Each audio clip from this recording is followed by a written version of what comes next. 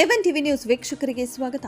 ಆಧಾರ್ ವಿಶೇಷ ಶಾಲೆಯಲ್ಲಿ 80ನೇ ಸ್ವಾತಂತ್ರ್ಯ ದಿನಾಚರಣೆ. ಮಾಜಿ ಸೈನಿಕ ಶಿವಾನಂದ ರೆಡ್ಡಿ ಭಾಗಿ. ಚಿಂತಾಮಣಿ ನಗರದ ವೆಂಕಟಗಿರಿ ಕೋಟೆಯಲ್ಲಿರುವ ಆಧಾರ್ ವಿಶೇಷ ಶಾಲೆಯಲ್ಲಿ 79ನೇ ಸ್ವಾತಂತ್ರ್ಯ ದಿನಾಚರಣೆಯನ್ನು ಅತ್ಯಂತ ಶ್ರದ್ಧೆ ಮತ್ತು ಉತ್ಸಾಹದಿಂದ ಆಚರಿಸಲಾಯಿತು. ಕಾರ್ಯಕ್ರಮಕ್ಕೆ ಮುಖ್ಯ ಅತಿಥಿಯಾಗಿ ಆಗಮಿಸಿದ್ದ ಮಾಜಿ ಸೈನಿಕ ಶಿವಾನಂದ ರೆಡ್ಡಿ ಅವರು ಧ್ವಜಾರೋಹಣ ನೆರವೇರಿಸಿ ಮಕ್ಕಳನ್ನು ಉದ್ದೇಶಿಸಿ ಮಾತನಾಡಿದರು.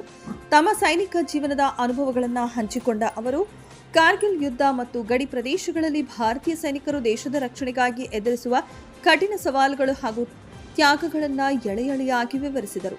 ಸೈನಿಕರ ಸಾಹಸಗಾಥೆಗಳನ್ನು ಕೇಳಿ ಶಾಲೆಯ ವಿದ್ಯಾರ್ಥಿಗಳು ಹಾಗೂ ಶಿಕ್ಷಕರು ದೇಶಭಕ್ತಿಯ ಭಾವನೆಯಲ್ಲಿ ಮುಳುಗಿದರು. ಇದೇ ಸಂದರ್ಭದಲ್ಲಿ ವಿವಿಧ ಕ್ಷೇತ್ರಗಳಲ್ಲಿ ಸಾಧನೆ ಮಾಡಿದ ಶಾಲೆಯ ವಿಶೇಷ ವಿದ್ಯಾರ್ಥಿಗಳಿಗೆ ಹಾಗೂ ಕ್ರೀಡಾ ಸ್ಪರ್ಧೆಗಳಲ್ಲಿ ವಿಜೇತರಾದ ಮಕ್ಕಳಿಗೆ ಪ್ರಶಸ್ತಿ ಪತ್ರ ಮತ್ತು ಪದಕಗಳನ್ನು ನೀಡಿ ಗೌರವಿಸಲಾಯಿತು.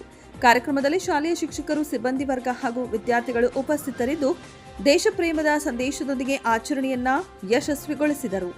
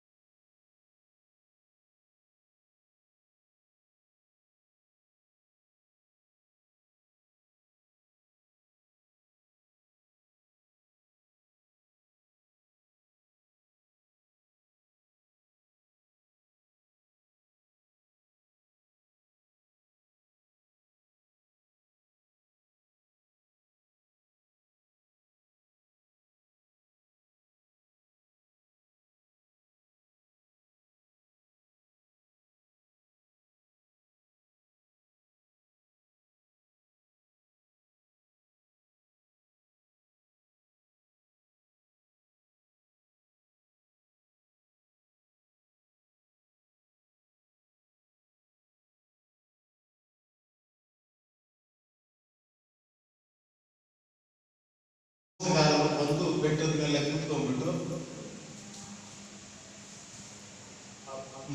ಚಳಿಗಾಲದಲ್ಲಿ ಏನಾಗುತ್ತೆ ಅಂದ್ರೆ ವಿಪರೀತ ಹಿಮ ಆಗುತ್ತೆ. ಆ ಟೈಮಲ್ಲಿ ನಮ್ಮ ಸೈನಿಕರು ಏನಂದ್ರೆ ಅಲ್ಲಿ ವಿಡ್ರಾ ಮಾಡಿ ಸ್ವಲ್ಪ ಹಿಂದೆ ಬರ್ತಾ ಇದ್ರು ನಮ್ಮ ಬಾರ್ಡರ್ ಬಿಟ್ಟು.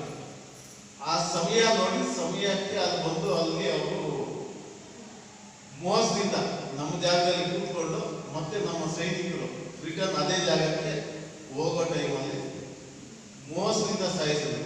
ಎಷ್ಟು 520 ಜನ ನಮ್ಮ ಸೈನಿಕರು ವೀರಗತಿ ಪ್ರಾಪ್ತಿಯಾಗಿತ್ತು ಕಾರ್ಗಿಲ್ ಸಮಯದಲ್ಲಿ.